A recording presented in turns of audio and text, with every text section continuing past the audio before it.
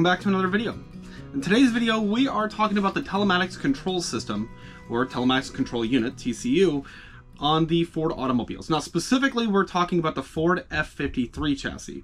These are used in the Ford Class A motorhomes, for example, UPS trucks, FedEx trucks, food trucks, whatever it might be. The F-53 chassis is essentially the engine, the steering wheel, some very minor components, and then the chassis rails, right? So then wheels, of course. The reason that this exists is so that companies can go ahead and take it, build a platform, they can build a box, you name it. Whatever they want to do, they can do it. And it's a pretty heavy-duty gasoline chassis. It's pretty good overall.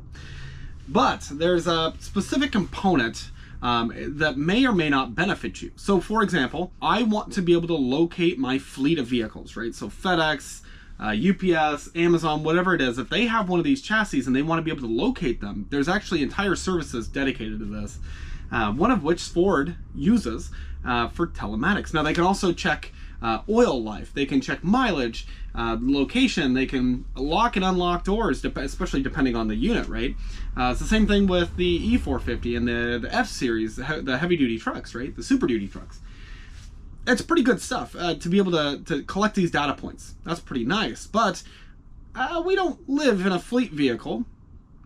We only have our one vehicle, and I don't necessarily want Ford knowing where I am and the mileage on my vehicle and all that good stuff. If you're curious if you have this system, I'll show you what comes up when we start up our F-53. Chances are you've seen this dash before. When we go ahead and put it into the run mode, we can see you're probably familiar with this guy, of course. Straightforward, you got your tachometer, your speedometer, all your levels. But right here in the center console, data and location sharing enabled. That message goes away after just a second, and I'm going to go ahead and go back and all the way down to settings. I'm going to go to vehicle, and then I can go to Ford Pass. Now, Ford Pass is what they call their app, and I can go on here and I can turn on connectivity on or off, or location on or off. And then I can also reset right from here. So what I can do is on my phone, iOS or Android, I can download an app called the Ford Pass. If I click on that Ford Pass, it will prompt you to set up your vehicle. It's pretty easy. You just turn the ignition on, follow the prompts, you enter your VIN number, and then it'll automatically prompt on your device. So you know that your computer is always communicating. And if you've ever wondered why modern vehicles, their battery dies down, now we've got all sorts of systems to keep the chassis battery charged, so that's not as much of an issue.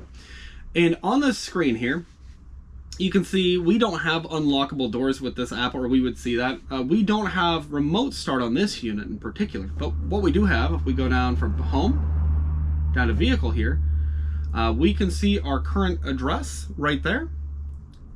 And if I click on that, I can see exactly where we are on the map.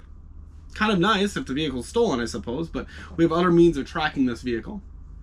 We can see our odometer, our fuel level. If we can get a status, we get an oil life. And we can see we have about 63% remaining. So we get recommendations for local dealerships that would theoretically work on our unit. But fun fact, none of them will touch this. We can see our TPMS system. It is equipped with TPMS. For some reason, it won't tell you the specifics of what the tires are doing. So that's fun. And then, of course, we get a safety and security, and Ford insures. So basically, Ford gets a kickback for connecting Ford owners with insurance companies, right? That's fine. We're not going to use any of those features, and frankly, I don't want our truck calling out to Ford at all. With our last motorhome, we actually received insurance offers based on the information that they have, because you have to set it up with an email, for example. Your first name, your last name, whether or not you put in your real information is up to you. Email, phone number, they want all sorts of good information. I'm not giving it. So while you can disable this functionality in the menu, we're going to go ahead and actually find the telematics control unit and disable that. Just for reference, all of this is a holiday Rambler vacationer.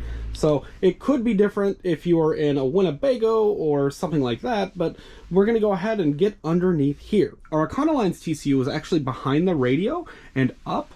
We just pulled off the cover to get to that. It's much, much easier in here, although the struggle is not breaking or hurting yourself getting up and under here, because our TCU is right in here. Just for some perspective here, we've got our, our steering wheel here, and I'm awkwardly laying down here, and if we come under and over. You can actually see kind of a magenta, yellow, and blue wire right here. And it's connected to this box. And then we also have a plug right here. There's an extra port in there as well. We're gonna go ahead and I'm simply gonna pull this cable, which should be the power for this unit, and then the connectivity. So this actually connects to the ECU and all that good stuff in your engine. These wires, if you're curious what the 3 colored wires are, those are going to be your connectivity wires, so LTE and all that good stuff. So let me go ahead and disconnect that. All right, so theoretically, we don't have to disconnect the antenna wires unless you so choose, but theoretically we're in pretty good shape. So let's see if we see any behavioral changes from the dash here. I'm probably covered in dog fur and who knows what else. It's a 3-week-old motorhome, but it's already dirty. So let's go ahead. I'm not turned this on yet, so we'll experience this together. So we should turn that guy on. And no prompt. Did you notice that? No prompt at all. So I'm going to go back to settings. It's going to be under vehicle, Ford Pass, and you can see that these are lines in them. They're all lined out. The reason for that is because it can't connect to the server. And if it can't connect to the server, well, it's not going to function. So I guess the next question is, does it start? Yep, starts and functions just fine. Do the blinkers work? Yep, those work just fine. Headlights? Yep, those work just fine as well. I can see those. It's a slight difference out there. And just like with our Econoline, it's gonna work just fine. So this is just its ability to phone home. The real question is, what does this box look like and what should you be looking for? Let me go ahead and get that out. I'm gonna snip, it's just tied in with a zip tie. Let me go ahead and snip that and pull it out of here. We can take a better look. Alrighty, and this is it. So you can see on this side we have the coax connections for, again, I think that's just the antennas there. This is the port that was actually being used, and then there's a secondary port. Now, the secondary port, if I'm not mistaken, is meant to control certain functions, remote start, auto unlock the doors and such. The other one's just for communications with the ECU, and then of course there's a built-in modem. So that is kind of what it looks like if you're curious. Now this one has a part number N as in Nora, B as in boy, 3, T as in Tom, 14, G as in George, 087, B-boy. So yeah, very simple thing. You cannot find a lot of information on this online. My buddy and I did find the FCC filings just out of curiosity, just to see what in the world does it even look like. And well, this looks identical, and it looked exactly the same in our Econoline. And in some vehicles, for example, in the say the F-150 or the Ranger, it's actually going to be, at least in some models, right, on the passenger side underneath the seat, and then up the back of the seat. So there's going to be antennas up the back of the seat, which is very interesting. One thing I also noticed is that while the antenna is not very long, you can see how long this cable is pulling out of here. This thing is probably 10 to 15 feet long, and then this is going to go down into the engine bay. The only thing to know about this, of course, is this is not waterproof or water resistant. It's probably not even dust resistant. So they're going to keep this somewhere that is warm, dry, safe. Now, just to fulfill my curiosity and for science, of course, went ahead and opened up the case. It's actually just 4 star bits here, and we can see that the standoffs have a little bit of coating. I don't think that's a thermal bridge there, but they have a little bit of a coating there that connects to the board. And this is the board. Just for some scale, this is a Google Pixel 7 Pro, so they're actually about the same size, but that's the kind of the level of technology that we're talking about here. But yeah, it looks like that, and it looks like we've got a main CPU right here, a couple capacitors, some connectivity. It looks like some pretty high-tech stuff. This guy does not have a SIM card, but what I can see, if I peel back my privacy tape, is it does have a serial number and an IMEI. So I would assume also an IMSI. Yeah, they must have an agreement with the cellular providers. There's just a hard-coded, it's not going to require a SIM card. But that is very interesting. This is what is basically sending out all of the data for your vehicle.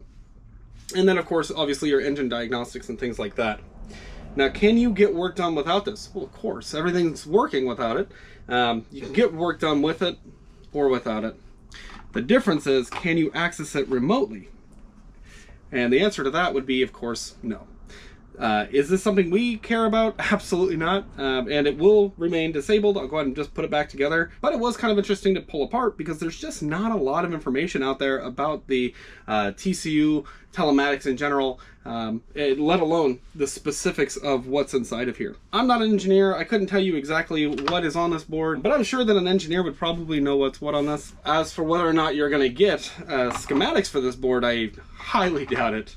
But anyways, I thought this was very interesting, and I hope it was kind of fun to see. I know in a lot of these videos, a lot of folks just call it paranoia and whatever, and for me, it's more kind of privacy preserving and erring on the side of caution more than anything, but also, it doesn't hurt anything to disable it, and I'm always very curious, so leave your questions, comments down below, and we'll see you in the next video. Bye, guys.